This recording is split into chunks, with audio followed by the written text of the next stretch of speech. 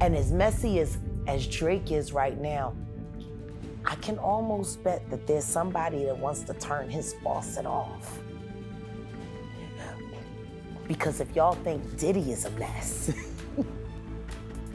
Drake, he was being groomed to be next in line, see?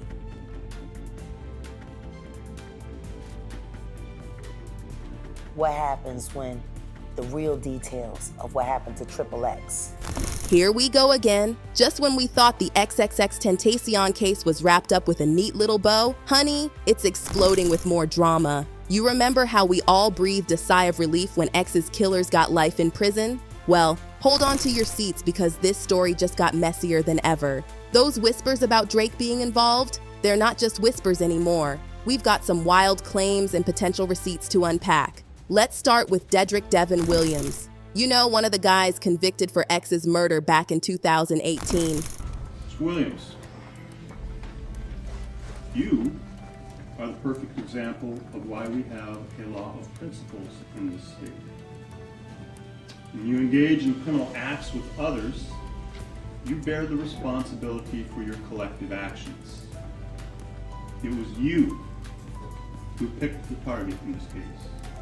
You went inside Riva Motorsports to confirm the identification and what was there, and then you went back out and sat in the vehicle. Now, while you may not have left the vehicle, and you may not have brandished the firearm or fired the fatal shots, you are as guilty as they are because you are an essential part of that crime. Without your actions, it would not have happened. Get this, Dedrick is trying to appeal his case, and the tea is scalding. His legal team is dragging Drake into this mess, claiming Dedrick didn't get a fair trial because certain evidence about other suspects, including our boy Drake, never made it to the courtroom. But let me take you back because this story is absolutely wild. Last year, Dedrick and his partners in crime, Michael Boatwright and Trayvon Newsom, got sentenced to life for what they did to X. And child, the details are straight out of a crime thriller. Picture this.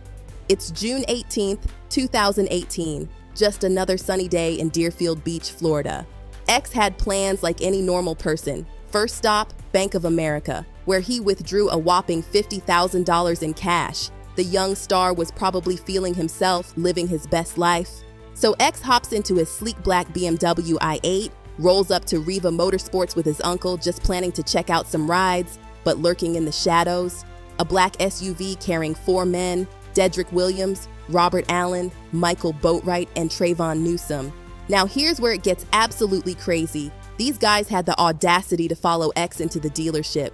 Dedrick and Robert actually walked right past X while he was looking at bikes. And get this, they even bought black masks while they were inside. Like, could they be any more obvious? About 30 minutes later, everything went horribly wrong. X and his uncle left the dealership, and just as X was getting into his car, bam, that black SUV comes out of nowhere and blocks him in. 2 guys, later identified as Boatwright and Newsom, jump out like they're in some action movie. But this wasn't Hollywood, this was real life, and they were demanding everything X had.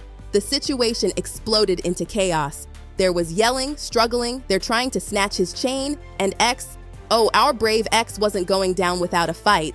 But then, the unthinkable happened. Boatwright, who was clearly the monster in this horrific scene, pulled out a gun and shot X multiple times in the neck. And here's the part that breaks my heart. They already had what they came for. They had the Louis Vuitton bag with $50,000 in it. But Boatwright, this cold-blooded killer, he went back, looked X right in the eyes, and pulled that trigger again. It was beyond ruthless. The 4 suspects fled in their SUV, leaving absolute devastation behind.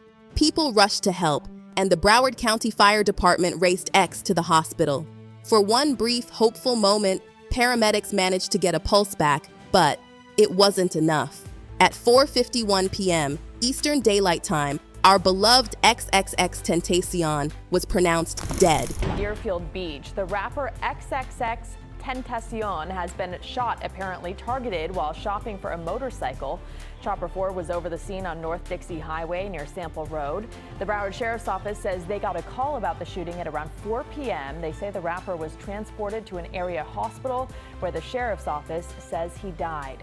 We are continuing to work this story, and we'll have more on the CBSMiami.com website and on CBS 4 News at 7 and 11.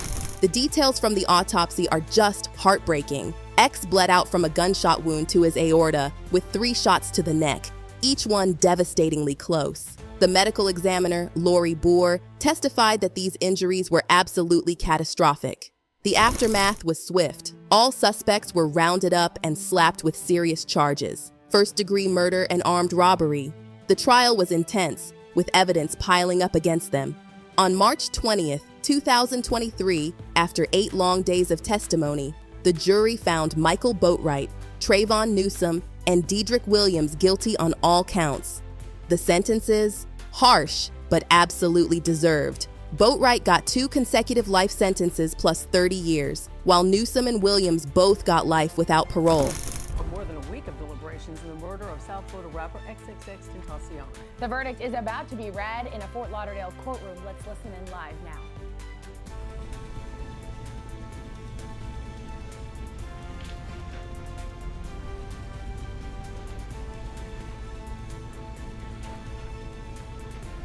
All right, the verdicts appear to be in proper form. I will publish.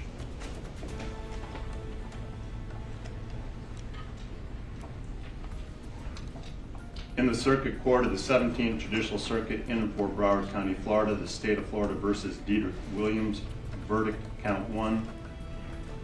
We, the jury, find as follows: as to the defendant, Dedrick Williams, in this case, the defendant is guilty of murder in the first degree as charged in the indictment.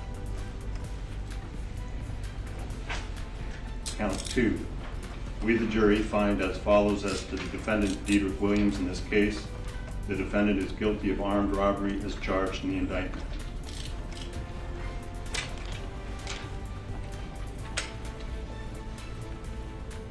Count 1. We, the jury, find as follows: as to the defendant, Michael Boatwright, in this case, the defendant is guilty of murder in the first degree as charged in the indictment. During the course of the crime committed, did the defendant, Michael Boatwright, actually possess a firearm? Yes. During the course of the crime committed, did the defendant, Michael Boatwright, actually discharge a firearm? Yes. During the course of the crime committed, did the defendant, Michael Boatwright, actually inflict death to Jase Onfroy as a result of discharging a firearm in his possession? Yes. Count 2. We, the jury, find as follows: as to the defendant, Michael Boatwright, in this case, the defendant is guilty of armed robbery as charged in the indictment. During the course of the crime committed, did the defendant, Michael Boatwright, actually possess a firearm? Yes. During the course of the crime committed, did the defendant, Michael Boatwright, actually discharge a firearm? Yes. During the course of the crime committed, did the defendant, Michael Boatwright, actually inflict death to Jase Onfroy as a result of discharging a firearm in his possession? Yes. Verdict, count 1. We, the jury, find as follows: as to the defendant, Trayvon Newsome, in this case, the defendant is guilty of murder in the first degree as charged in the indictment. During the course of the crime committed, did the defendant, Trayvon Newsome, actually possess a firearm? Yes. Count 2. We, the jury, find as follows: as to the defendant, Trayvon Newsome, in this case, the defendant is guilty of armed robbery as charged in the indictment. Now here's where it gets interesting. Robert Allen, the one who decided to play nice with the authorities and pleaded guilty to second-degree murder, he got what some might call a sweet deal. 5 1/2 years in prison, followed by 20 years of probation. Some people are calling him a snitch, but let's be real. His testimony helped lock those other guys up for good. Who made a comment to you about your testimony? Trayvon Newsome. Point him out and identify him in the courtroom as to who you're referring to that made some comments to you. Second. Yeah, in a blue suit. Okay, there's 2 people wearing a blue suit. What race is he? Black. And is he seated on the end, middle? In the middle. Okay. And who's that you're pointing out to? Trayvon Newsom. Your Honor, please let the court identify any court identification of Trayvon Newsom in this case for this matter. This wasn't just some random robbery that went sideways. Everything about this was calculated and ice cold. These guys stalked X, waited for their moment, and executed their plan with chilling precision. But what makes this case even more disturbing are the alleged gang connections that came up in court. Even though the judge tried to keep some of those details under wraps, many people believe we're only seeing the tip of the iceberg. X was only 20 years old, y'all. 20. His life was just beginning to blossom. His death wasn't just a tragedy for his family and friends. It sent shockwaves through the entire music industry and devastated his massive fan base. This case is a harsh reminder of how quickly life can turn upside down and the terrifying lengths some people will go to for money and power. But here's where things take a wild turn. Dedrick's lawyers are now saying there's way more to this story than meets the eye. They're claiming the investigation conveniently ignored certain leads, like, oh, I don't know, Drake? They're suggesting Dedrick was basically set up as the fall guy. And let's not forget those rumors about tension between X and Drake before X's death. Now Dedrick's team is determined to blow this whole thing wide open. The tea here is scorching. One of the biggest issues is how the defense witnesses were handled. Back in 2020, Dedrick's lawyer submitted a witness list, but the prosecution tried to block every single one. The judge didn't let them get away with that completely, but still made Dedrick's lawyer explain how each witness supported his defense, basically forcing him to show his whole hand to the prosecution. Shady much? Here's where it gets absolutely juicy. Remember that social media post from X himself? He literally wrote, "If I get killed, it's champagne poppy." And in case y'all didn't know, that's Drake's Instagram handle. But wait, there's more. X wasn't just beefing with Drake. He had problems with other rappers in Drake's circle, like 600 Breezy and Toronto rapper Top 5. And let's talk about DJ Academics, one of X's closest friends, who spilled all kinds of tea about this drama. Well, I think it was like the street element. Yeah, exactly. But the street element only goes so far. You know what I'm saying? And I say that respectfully, because I don't want brother to feel like, you feel me, like I'm stepping on his toes. You feel me? But regardless of anything, there was origin behind what I was doing. I feel like you guys both like. Child, the drama runs deep. X once sent Academics a picture of a Drake lookalike with some seriously shady captions and told him to post it. But Academics, being the voice of reason, warned X not to play with Drake like that. And wouldn't you know it, after that warning came through, X suddenly took down the post and claimed his account got hacked. Sure. Now, Dedrick's lawyer wanted Academics' testimony locked in because he doesn't live in the US and might not show up in person. But the court only allowed a basic deposition. Imagine all the tea that could have been spilled in that courtroom. And then X's mama, Cleopatra Bernard, stepped in with some explosive testimony. She confirmed that X and Drake had real beef, not just internet drama. She even claimed Drake was throwing subliminal shots at X in his lyrics. But hold on to your seats because it gets even messier. Mama Bernard also talked about X's violent clash with the Migos and how 600 Breezy showed up in Florida posting online about being strapped. She was so worried that she begged X to hire extra security on the very day he was killed. When Drake got subpoenaed, he brought in this high-powered lawyer, Brad Cohen, to shut everything down. And honey, that man did his job. After all this back and forth, the judge completely flipped. Dedrick's lawyer tried to show video evidence of Drake's staff literally kicking the subpoena down the road near Drake's house, but nope. The judge sided with Drake's team, blocked the deposition, and threw out the subpoena. Talk about star power working overtime, and here's the biggest bombshell of them all. There was this gang expert, Dr. Jesse De La Cruz, who came with receipts that could have blown this whole case wide open. Apparently, he had actual visual evidence connecting Drake to the same gang as one of the co-defendants, Robert Allen. We're talking photos of Drake throwing gang signs that matched Allen's. And if that's not wild enough, Drake's crew was allegedly lurking around X's neighborhood, throwing out threats right before X was killed.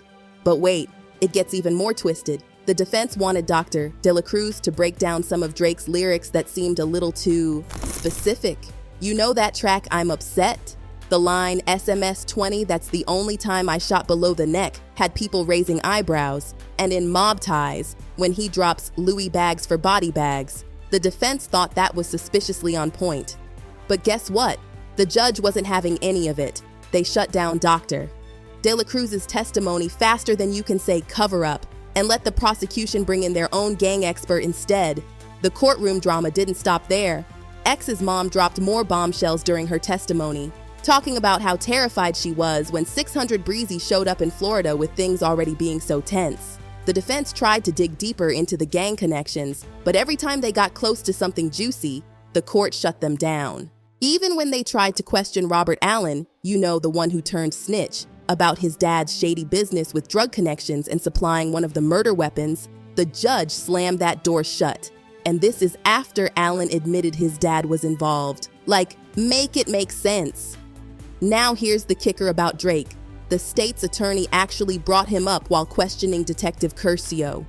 They straight up asked if there was any evidence connecting Drake to the case. Curcio admitted they tried to verify Drake's location during the murder by, wait for it, checking his Instagram. The defense was like, hold up, why were y'all stalking Drake's socials if he wasn't a person of interest? Because honey, he was a person of interest, but they basically did the bare minimum to investigate him. And let me tell you about the Migos connection that everyone seems to want to sweep under the rug. Just 1 month after X's murder, Robert Allen dropped their name during a conversation with Detective Curcio. But would you believe the defense wasn't allowed to explore this in court? This wasn't some last-minute conspiracy theory either. Drake and Migos had been part of this investigation for years before the defense officially brought them into their theory. The defense is screaming from the rooftops that their client didn't get a fair trial. They're saying the court basically tied their hands behind their backs. They couldn't fully explore these connections or present all their evidence. It's like someone wanted to keep certain names out of the spotlight, if you know what I mean. And honey, let's talk about Detective Curcio for a minute, because this is where it gets really unprofessional. The defense caught him giving expert-level opinions on cell phone data when nobody from Broward County had even been listed as a forensic expert. Like, isn't there supposed to be a process for this? Expert witnesses are supposed to be officially declared so both sides can prepare. But Curcio and another investigator were just out here dropping expert knowledge like they were on CSI Miami. One of them even whipped up a visual aid a week before testifying. The defense was absolutely livid, calling it completely unfair and unprofessional.